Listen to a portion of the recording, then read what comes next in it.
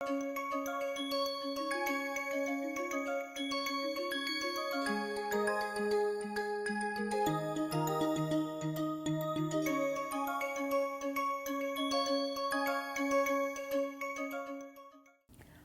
everybody to the week 4 of the course that we are all a part of, and this is the last week of the course. And this week we will be discussing a lot of case studies and practical applications of additive manufacturing.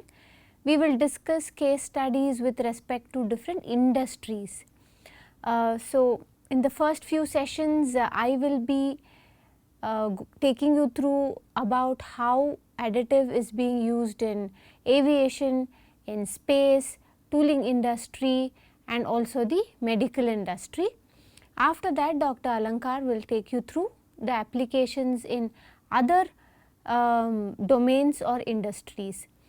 At the end of these two sessions, we will also have one live session with you all, where you can interact with us, ask us any questions or probe us further on any other topic. So that's how this week is going to look, and let's get started with some of the case studies. We will start with space and aviation. Now, space and aviation together can be called as aerospace, but today we will see together the applications from space and aviation. Now, how I have structured this is I have categorized the case studies into a few buckets. So, one of them could be complex geometry. So, that is what we will start with, and then it may be like a new material. So, there are these different categories. So, as and when you understand what is AM being used for in these industry, you will also be able to appreciate the value that additive is adding. So, let us get started with complex geometries. Like I said, one of the value additions, and this was I think already addressed in the very first few sessions by Dr. Alankar on what are the value additions of additive manufacturing, right. So, achieving complex geometries is a value addition of additive manufacturing. You can make extremely complex parts at a cost which would not be very different from manufacturing a very simple part in additive. In fact, it would be cheaper to produce the complex geometry in additive rather than in a conventional way. So, here is the first example. This is from SpaceX and this is the Draco engine. So, amongst the engines for space exploration, this was one of the first engines to be entirely 3D printed. And let me point out to you where you can make out that this is a 3D printed part. If you can look at this part over here where you have that tree kind of structure which is probably acting as a support structure, but also it's been left to be a part of the component itself. So, it could be acting like ribs which are supporting or making the part more rigid. So, this entire rocket engine has been 3D printed.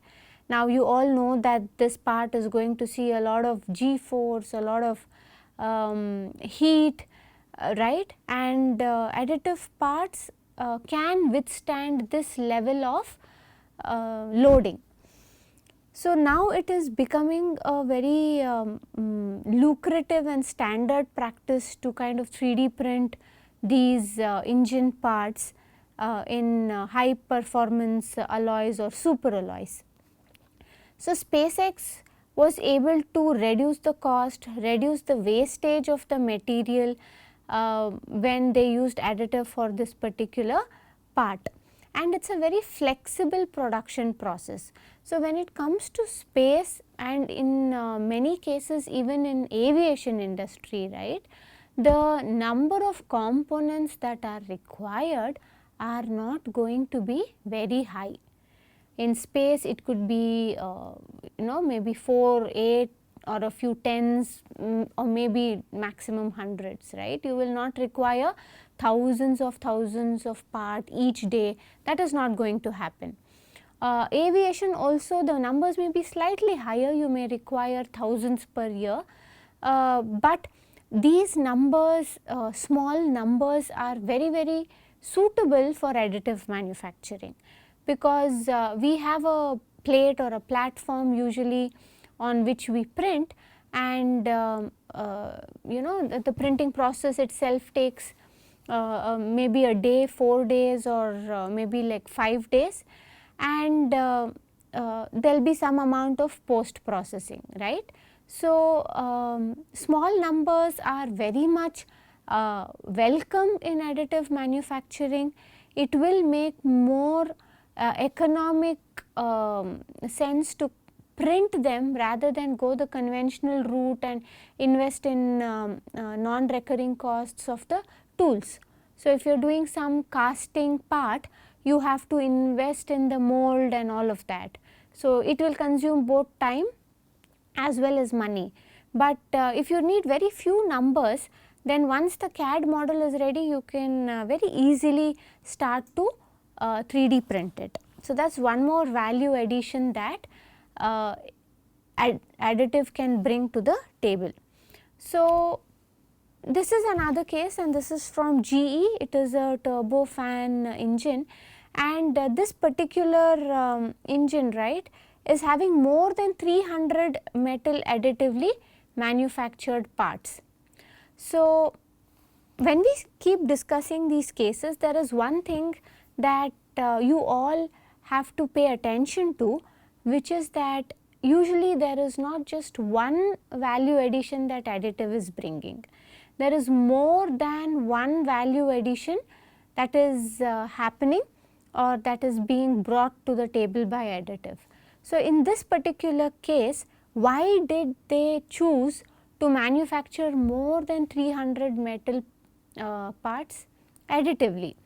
Because the overall efficiency of the fuel consumption improved by 10%, right. That is a extremely valuable performance enhancement that has happened.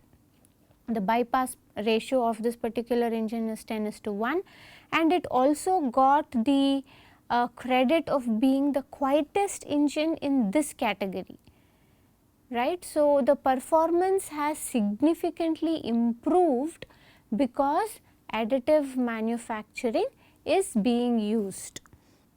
So, those were examples where complex parts were getting printed, whereas now we will see in terms of material what is the advantage that additive brings.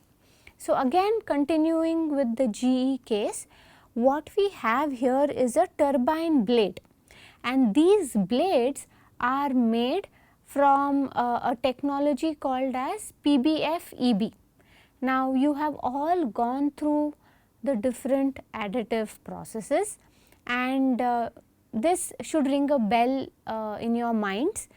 EB, PBF or PBF-EB means that it is powder bed fusion technology, and the energy source which is being used to melt the powder is an electron beam. So, there are a few machine makers in the world around who make this particular machine, and GE themselves have this machine in their they make they are a user of additive manufacturing.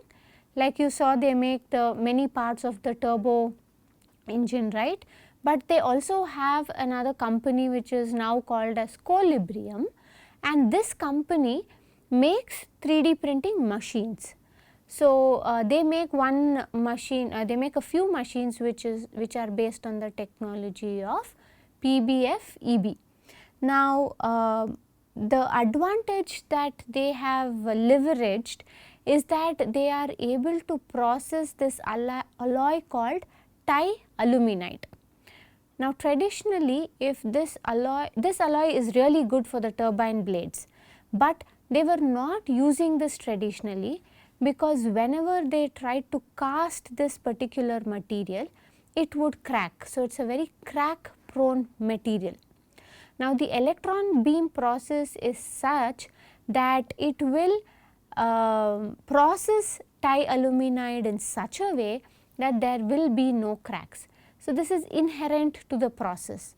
Hence, they have been able to now use a more superior material for the purpose of making turbine blades, which again would contribute to advantages like fuel consumption, reduction of the weight of the blades, etc.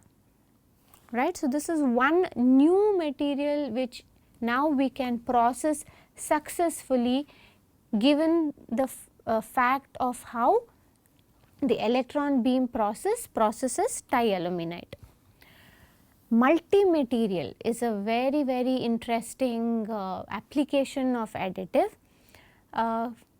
Everywhere people are trying to see if a single component can be made with two materials. So, when I say multi-material here, till now in additive two materials is seen.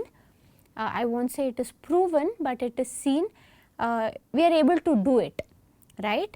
Now, why do we need multi-material in one component, or why do we need two materials in one component? So, this is a good example over here, wherein we use this part is steel and copper. So, whatever you see in grey color is steel, and whatever you are seeing in the copper color or slightly orange color is copper. What we can do is deposit and have copper where we want more heat dissipation or heat transfer, but we have steel in places where we think we need more hardness or structural strength. This is also very useful for parts like nozzle, but also for parts like the tools. When we have tools wherein they have cooling channels, correct. Now, if the inside of the cooling channel is made with copper, whereas the outside of the cooling channel will be made of steel, then the cooling of the tool itself will become much more efficient and faster, whereas because you have steel on the outside, you will still have a lot of strength to the tool. So, multi-material printing is a possibility with additive manufacturing for a single component.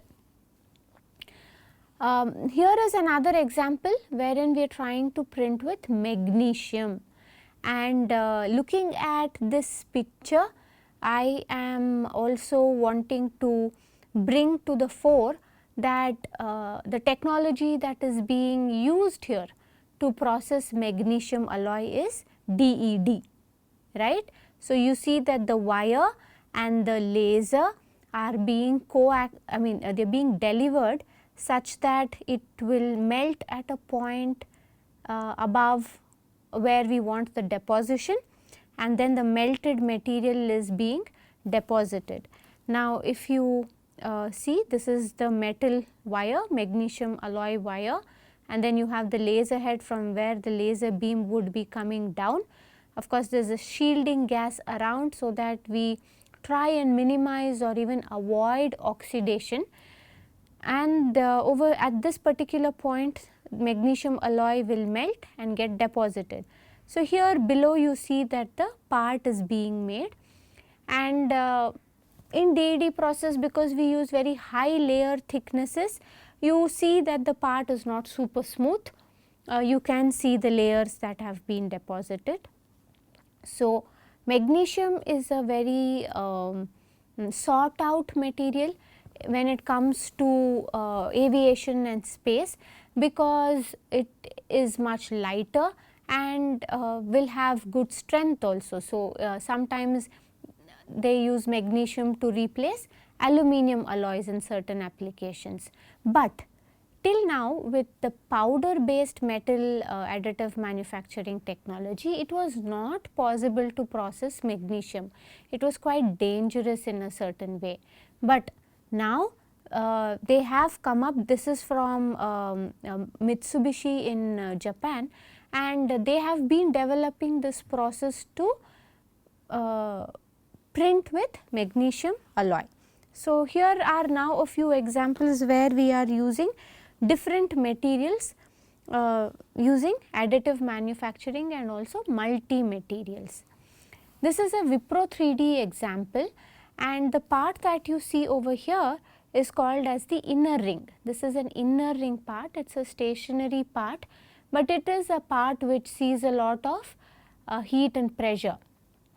So, Wipro 3D has helped reverse engineer this particular part and material interestingly, and it was a project between Wipro 3D, HAL and Semilac, and Semilac is the certifying agency, or it says that okay, this part is flight worthy, this part is good to go on the flight. So, who puts that approval or gives that approval is Semilac.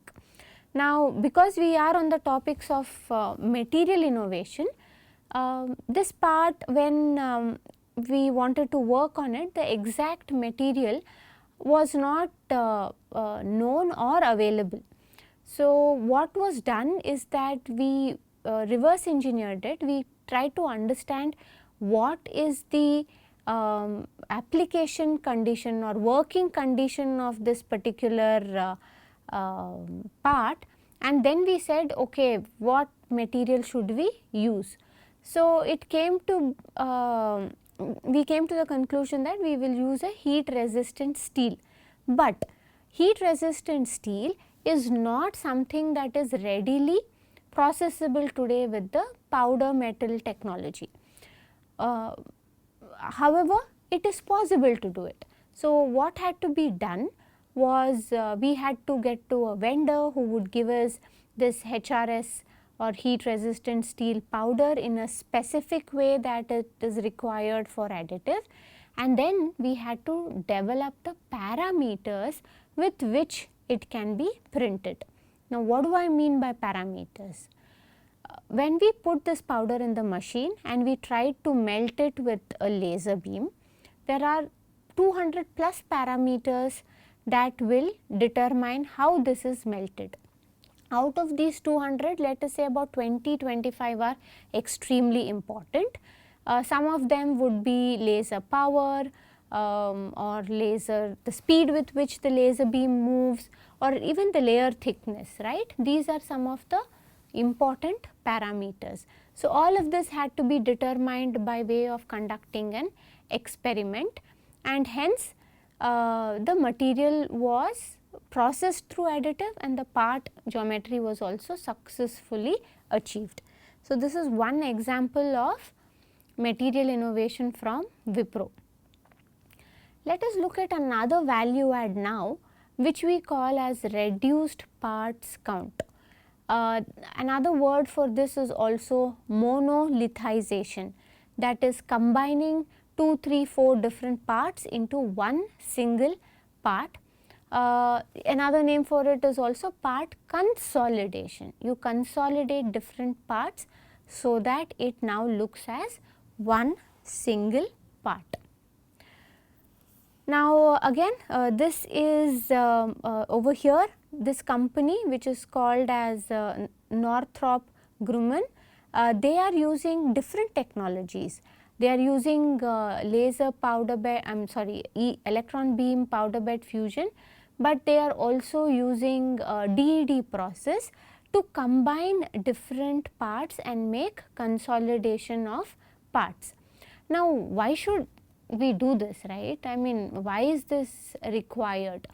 So, whenever we do a part consolidation, two of the most obvious things that happen is that you reduce the assembly steps and hence you save time and cost. But another very important advantage is that you also reduce scrap rate. In the process of assembly, it is possible that some of the assemblies will not happen properly and that you will have to scrap that part. But if you do this kind of combining of different parts together, then the scrap rate reduces, and in most cases even the performance improves. Because you are saving on assembly cost, time, maybe you don't have to contact 3-4 suppliers or maybe even 20-30 suppliers to get different parts and combine it together, but now you can just place an order with just one supplier. So, because of all these supply chain related aspects, there will be a reduction in the cost of the component and many a times also an increase in the performance. And I hope the image is kind of giving you a picture of where the as printed surfaces are. So, these are the as printed surfaces, whereas when we have to fit the component and some areas need better finish and accuracy, then those areas can be machined like you see here, right. These are all the machined areas. Now, one more interesting thing that I want to point out to while we are on this case study is the need for good finish. Now, when somebody is trying to newly try additive manufacturing, usually they will give us a part which is casted right now or machined from a block or something like that. And what happens is they will give us the same part drawing also. Now, the drawing will would have specified a certain surface roughness, let us say for this particular region, alright, and that value would have come because they are thinking or the drawing was made keeping the casting process in mind. Whereas, even if this particular surface is very rough, maybe it will not affect any functionality, but the willingness to change the surface roughness value by the designer may be quite low. So, as designers we have to take a step back and really check if all the surfaces need such a good finish, or if there are only certain surfaces where a good finish is required and the others can be left as is. And many a times we will see that there are some surfaces which can be rough and can be maintained in the as built or as printed condition. So, that is a key takeaway if some of you are interested in design and want to understand what are some of the guidelines for designing for AM. And mind you, this is all flight worthy parts. So, these are all in use production parts, these are all not prototype parts. Here again this is using LPBF, and over here we are using like the LPBF process to make the part, but with aluminium. And you saw aluminium, you saw steel, you saw magnesium, even titanium for that matter. All the different alloys which are processed in AM, all of these alloys have kind of proven that it can be processed through additives. So, again a part reduction kind of an example over here. Again one more where Colin Aerospace has made this really huge part, so as to say, and they have achieved a weight saving of 10 to 30%. 50 parts have now become only one part, and lead time reduction also exists over here. Another example from Eaton Aerospace. So, what you see over here on the right bottom is how the original part used to be assembled. So, you had many different components with seals and O-rings and all of that, and you would have to assemble it. So, you can imagine if even a single component fails or is not up to the mark, then the performance of the system or the component is compromised. Whereas now you see that 11 parts, up to 11 parts have been combined into one single part, and this will definitely not have any leakage and these kind of things. correct. So, these will perform better than the many different parts. And here again you see that this outside surface has been left in the aspirated condition, which is a bit more rough, and here you have the smoother surface where it is required for some functional use. So, the big names, right, Collins, Eaton, GE, Honeywell for that matter, all of them are having certain components which are being made through additively. And when this happens, every company will look at two aspects: technically what is the advantage I am getting, economically also what is the advantage that I am getting. So, once these two questions are answered and they have a good business case, then these parts will go into the AM route. There will be a lot of certification and qualification that one has to do to qualify a part for aerospace industry. And here is one such part which is a very big milestone for us.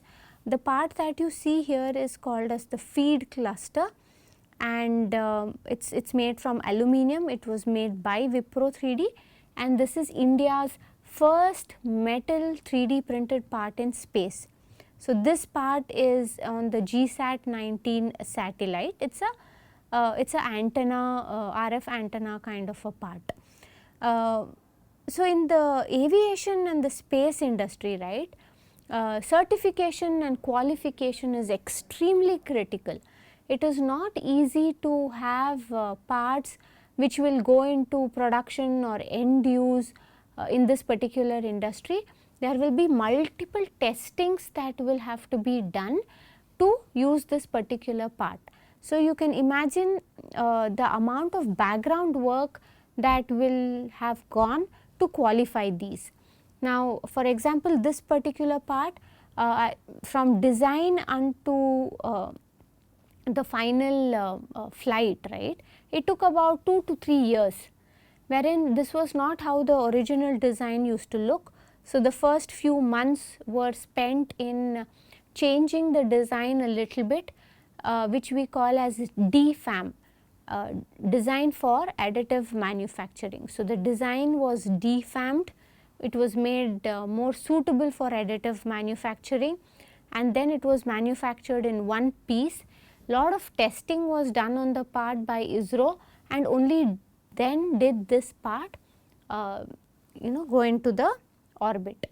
A very recent achievement, which is a very big milestone for us again, is this PS4 combustor chamber. Here again part consolidation and all of those things are applicable even over here.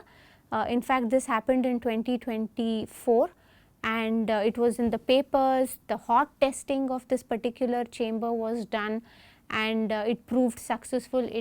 It performed better than it was expected, and now we have to see what will be the future for this part, but the first one was only tested. So, these two examples are from Wipro, wherein a lot of part consolidation and performance improvement has happened.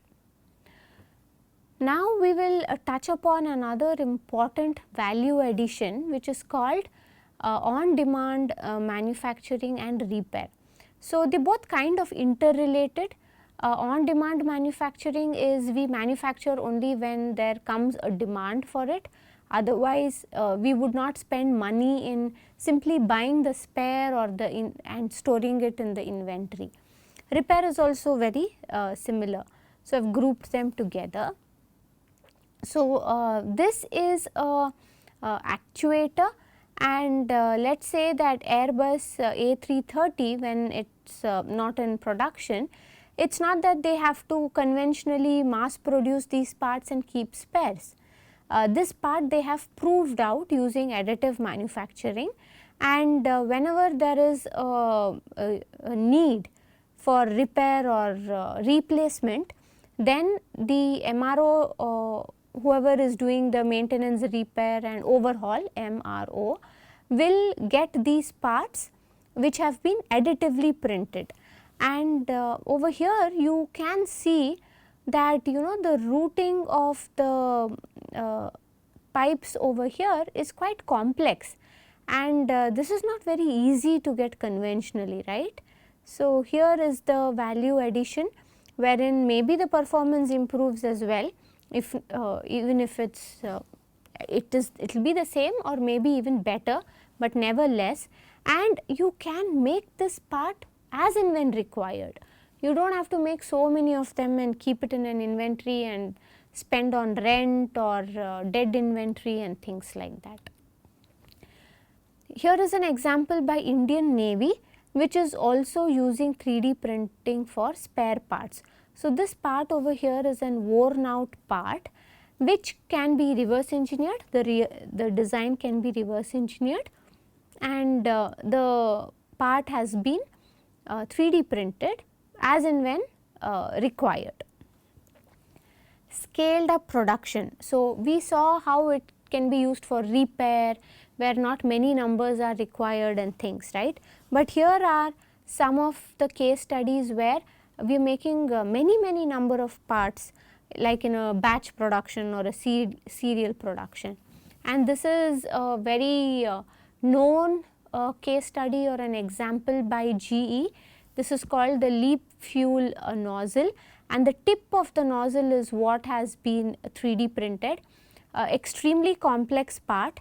Each engine uses 18 or 19 additively manufactured nozzle, and you can say that they make so many engines in a year. So, those many engines into these many nozzles per engine. So, right now there are more than 1 million of these flying in the engine, the LEAP 1A and 1B engine. So, as we speak today, there are already additively manufactured parts which are in production and already in the flight. So, not at all for prototyping and things like that, they are in use, and you can this fuel nozzle is a very critical component, right. It is not like you are using it for aircraft interiors, where it may not be so critical, still critical, but not as critical as this particular component. In the polymer field, we have seen that lot of interiors of the cabins in an aircraft are being made with 3D printing. Let us say for example an air duct. You can 3D print an air duct which is more efficient. You can have the channels in the duct in a certain way, so that you have a laminar flow, for example. Your food trays can be made much lighter and stronger. Cabin separators, the cup holders or even the light holders on the top. So, all of these parts are being already 3D printed in polymers for the aerospace industries. Since I was discussing a lot of metal applications, I thought I should bring up the topic of polymer parts in the aviation field. Again, here we have this is also from Airbus, and all the silver parts, colored parts that you see over here, these are all now 3D printed, and like you see, they have produced more than 1000 parts using additive manufacturing. They are able to get lighter and cheaper. In space manufacture, I think this is the coolest section. Can we 3D print in space? This is what NASA has tried. They have put up a polymer printer in the space station. So, that is the printer that you see, and these are some of the components that have been printed using that particular printer. This can be a tool, but these parts that you see are calibration parts. So, they are printing these calibration parts to understand if if the dimensions that you will get when you print in space would be accurate like it would be on earth, or does it need some adjustments. So, for all these kind of things, they are running some experiments, and also they are printing some tools. So, you have the 3D printer, you have the filament, and let us say you can never expect which tool is going to break or something like that, right. So, whatever breaks, only that you can print. This is even more cooler is what I feel, and here what they have done is they are trying to explore that, let us say we land on Mars or Moon, and if we want to 3D print with whatever soil is available there, like the lunar sand or soil or the Mars sand or soil, is it possible. So, to check that, what they did on Earth is they got some meteorite dust. I think in some northern part of Africa, there was a meteorite and they got the dust from that, and then they have printed these Lego kind of blocks. I think the minute you saw this picture, everybody's mind would have gone to the building blocks or the Lego blocks, right. So, yes, it is it's a rather probably large Lego block, and the idea is to print these kind of standard Lego blocks and stack them on each other, so that you can make some structures. That is the easiest way to make a structure, right. So, that is what they are trying out now. So, I think it is pretty cool.